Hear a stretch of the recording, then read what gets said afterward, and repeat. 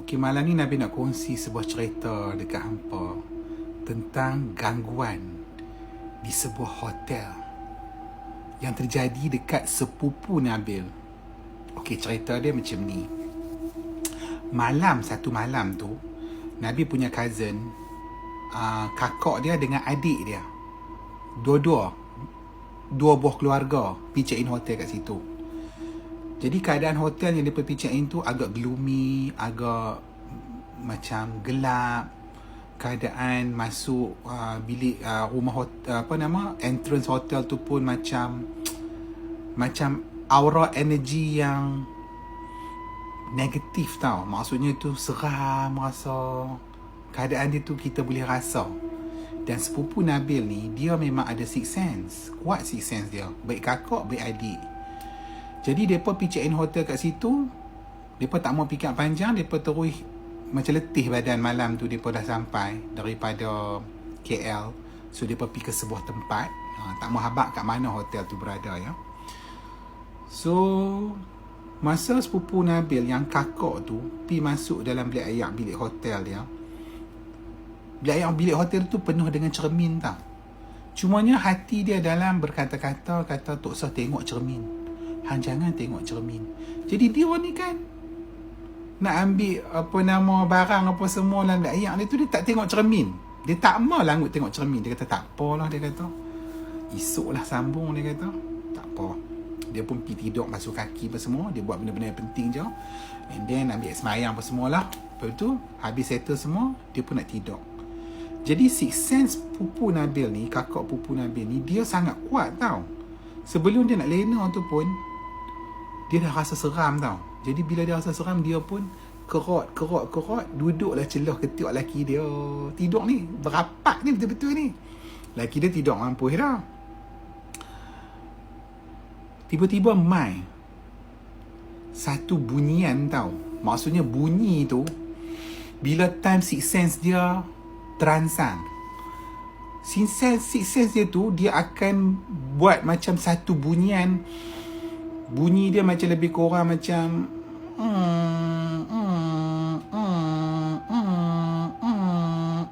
macam tu tau. Jadi dia tahu dah, Allah, benda apa ni nak main kat aku ni.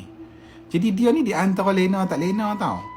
Dia terus kata, kira dia bercakap lah dalam diri dia, sudahlah, hang tak usahlah kacau aku, dia kata. Hang janganlah duk tarik aku pergi alam hang. Pasal bila setiap kali bunyi macam tu, memang dia akan pergi ke alam lain. Dan dia akan dalam keadaan tidur. Jadi dia nak elakkan daripada dia ni pergi ke alam lain, dia terus bercakap. Dia kata, sudahlah, hampilah dekat bilik lain. Hang janganlah kacau aku letih, aku tak larat, kata. Aku tak larat. Itu kan terus tiba-tiba bila dia kata macam tu kan, terus benda yang bunyi tu kan, dia terberhenti. Dia pun boleh lena elok lah. Lepas pada tu, nak jadikan cerita, adik pada dia tidur sebelah pada bilik dia. Benda ni macam dia boleh kenal DNA. Maksudnya dia boleh tahu, kata hak ni bilik kakak dia, hak tu bilik adik dia. Dia pergi dekat adik tu. Yang adik tu duk tidur terlentang tau. Yang adik tu kalau kata jenis dia, dia tak ada bunyi-bunyi apa-apa kalau benda-benda nak main kat dia. Dia terus tiba-tiba terjegir je. Dia terjegir je bila kata ada benda nak main kat dia. Tapi dalam terjegir dia tu, dia masih lagi dalam tidur. Hampa faham tak macam dengan benda tindih? Lebih kurang macam tu lah. Jadi kan rupa-rupanya, bila kata dia dah kena tindih, dia nampak tau yang mai dekat dia tu satu perempuan Cina, berbangsa Cina, pakai baju warna merah, macam gown, macam baju tidur ke, macam gown ke tak tahu, tapi warna merah. Macam lebih kurang tak salah aku, dia cerita kat aku macam baju pengantin.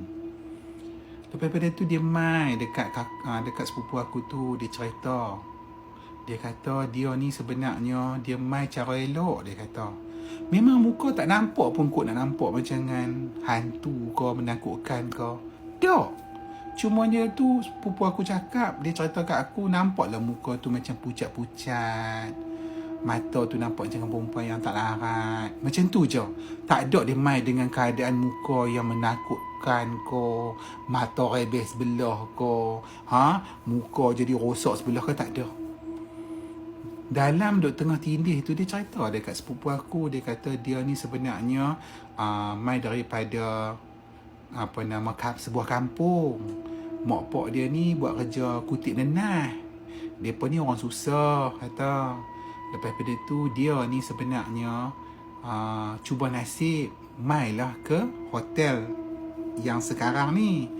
Dia jadi penyanyi dekat hotel ni. Dia dulu seorang bekas penyanyi. Lepas pada tu, dia tunjuklah dekat sepupu aku. Dia menyanyi dengan cantik dia, dengan rupa parah dia. Ramai jantan-jantan gila dekat dia. So, satu hari ada satu jantan tokek hotel ke ataupun tokek somebody lah, berkenan dekat dia.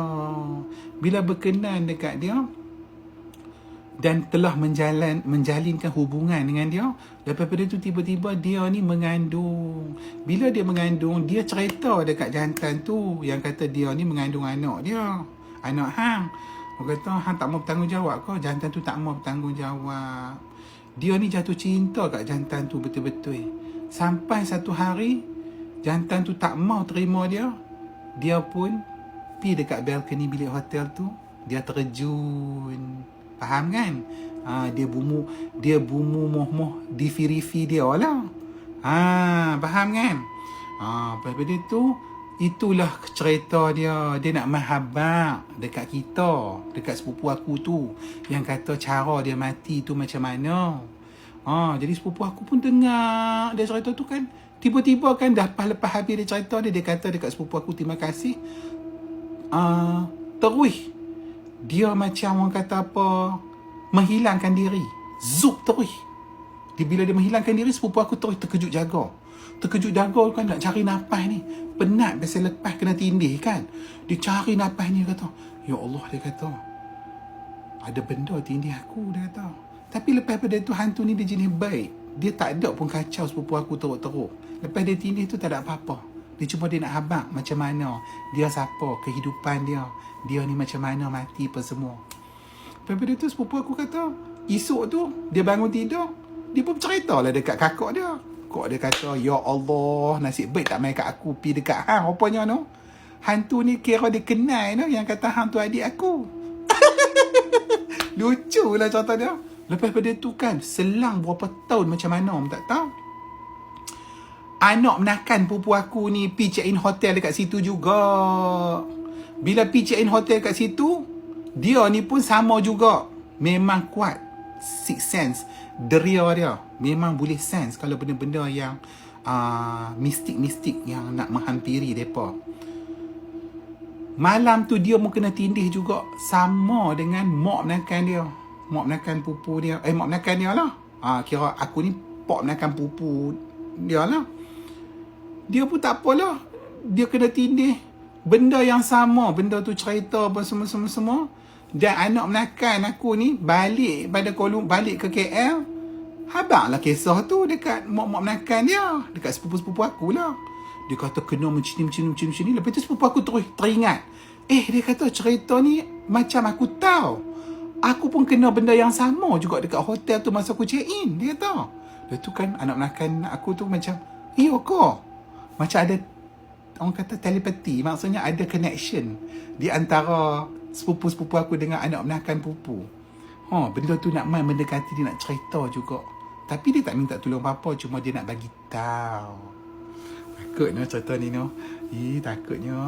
Kalau jadi Kak Mak tak tahu nak buat apanya. Tapi nasib baiklah dia tu hantu baik. Dia tak jenis macam pi tunjuk diri dia. Itulah saja cerita pada malam ni Nabi nak kongsi dengan hampa. Bye.